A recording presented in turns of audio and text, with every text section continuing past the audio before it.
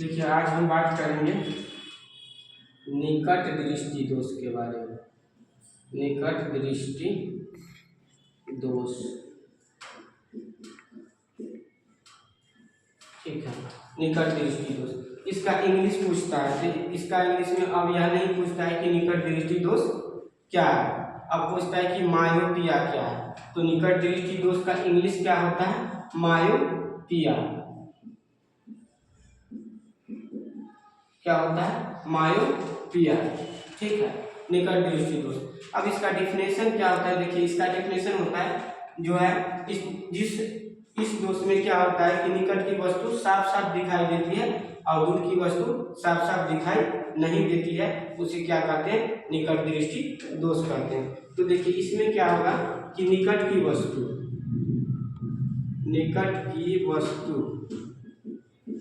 साफ साफ दिखाई देगी या स्पष्ट दिखाई देगी, ठीक है। और दूर की वस्तु जो है, दूर की वस्तु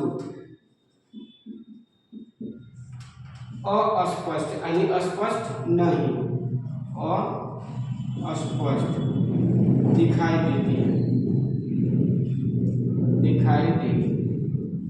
तो इसे हम क्या कहेंगे? निकट दृष्टि दोष। अच्छा, इसमें क्वेश्चन पूछ देता है, ऐसा क्वेश्चन बनाता है एग्जामिनर कि इसमें निकट दृष्टि दोष में कहाँ का वस्तु दिखाई देगा। तो स्टूडेंट क्या सोचता है कि निकट दृष्टि दोष है, तो निकट दृष्टि दोष है इसका मतलब निकट का वस्तु नहीं दिखाई देगा, इसीलिए तो निकट दृष्टि दोष है। तो ऐसा बिल्कुल नहीं है। इसमें अब ऐसे जानिए कि जहाँ का वस्तु दिखाई देगा वही दोष होगा। इस तरह से याद करके रखिए कि जहाँ का वस्तु दिखाई देगा वही दोष होगा। तो इसमें पूछेगा आपको कहाँ का वस्तु दिखाई देता है, तो निकट का देता है, और कहाँ का नहीं दिखाई देता है तो दूर का नहीं दिखाई देता है, ठीक है। क्लियर हो गया। अब देखिए इसका कारण क्या है, तो देखिए कारण से क्वेश्चन बनता है। कारण, देखिए इसका कारण क्या है, तो सबसे पहले देखिए इसका होता है नेत्र गोलक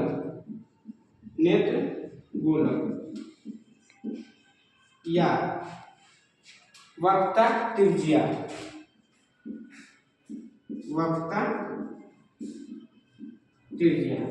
ठीक है। इसका क्या होता है? यह बड़ा हो जाता है, का बड़ा हो जाता है, ठीक है। यानी नेत्र गोलक वक्ता त्रिज्या बड़ा हो जाता है। दूसरा, ये पहला पॉइंट हो गया। इसका दूसरा पॉइंट देखिए, इसमें क्या है कि अब नेत्र गोलक वक्ता त्रिज्या का बड़ा हो जाना, दूसरा फोकस दूरी का कम हो जाना। तो देखिए फोकस दूरी का क्या होता है? कम हो जाना,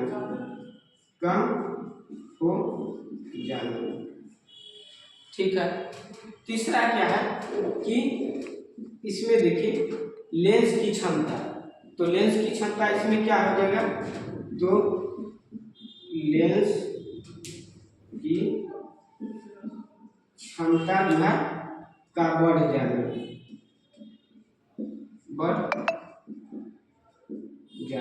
ठीक है। इसमें लेंस की क्षमता क्या होती है कि बढ़ जाती है। अब देखिए अब कैसे लेंस की क्षमता बढ़ जाती है, तो सबसे पहले फोकस दूरी का कम हो जाना। मान लीजिए पहले नेत्र गोलक अभी दोष हुआ है तो नेत्र गोलक क्या है? बड़ा हो गया, लेकिन जब सामान्य होगा आँख तो नेत्र गोलक मान लीजिए कि इतना होगा, ठीक है।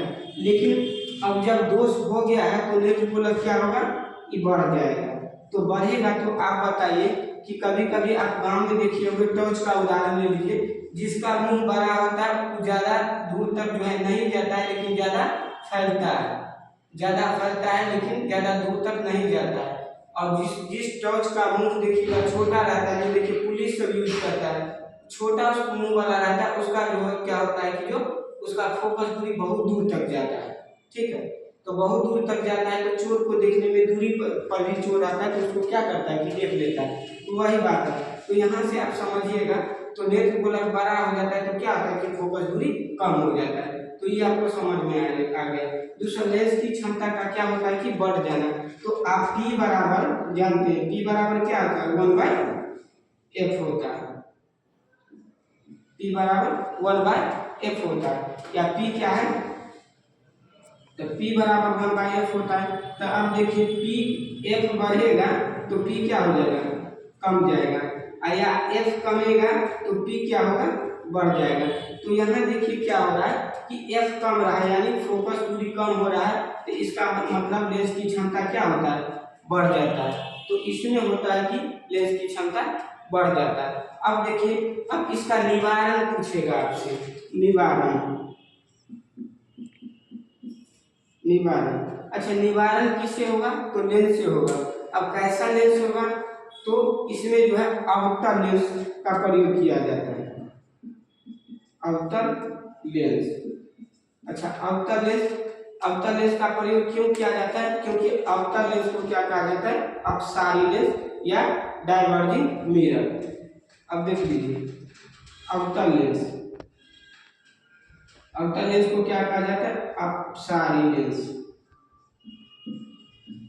अपसारी लेंस कहा जाता है, ठीक है, या डाइवर्जिंग मिरर कहा जाता है। इसीलिए जो इसका उपयोग क्या किया जाता है, निकट दृष्टि दोष को दूर करने में किया जाता है। अब देखिए कैसे किया जाता है, मान लीजिए ई क्या है, नेत्र गोलक बड़ा हो गया, तो क्या होता है कि इसका फोकस दूरी क्या हो जाता है, कम जाता है। और फोकस दूरी कम होता है तो मान लीजिए यहाँ रेटिना है, सामान्य आंख में क्या होता है कि जो है प्रतिबिंब रेटिना पर बनता है, लेकिन यहाँ फोकस दूरी कम हो जाने के कारण क्या होता है कि प्रतिबिंब इसमें रेटिना से पहले बन जाता है। तो रेटिना से पहले बनता है, इसीलिए इसमें अवतल लेंस का प्रयोग किया जाता है, क्योंकि अवतल लेंस को क्या कहा जाता है, अपसारी लेंस।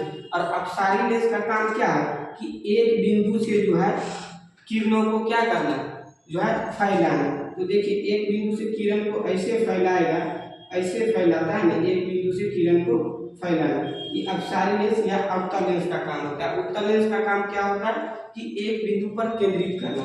तो एक बिंदु पर से जो है फैला रहा है, तो मान लीजिए यहाँ से आप अवतल लेंस लगाइएगा और इसको फैलाइएगा, तो फैला के रेटिना पर क्या प्रतिबिंब को ले जाएगा, तो प्रतिबिंब को फैला करके रेटिना तक ले जाता है, इसीलिए जो है इसमें अवतल लेंस का यूज किया जाता है। तो इसमें कारण में देखिए, इसमें एक और लिख लीजिएगा, तो इसमें क्या होगा कि प्रतिबिंब क्या होता है कि रेटिना से पहले बन जाता है, प्रतिबिंब रेटिना से पहले बन जाता है, रेटिना से पहले बन जाता है।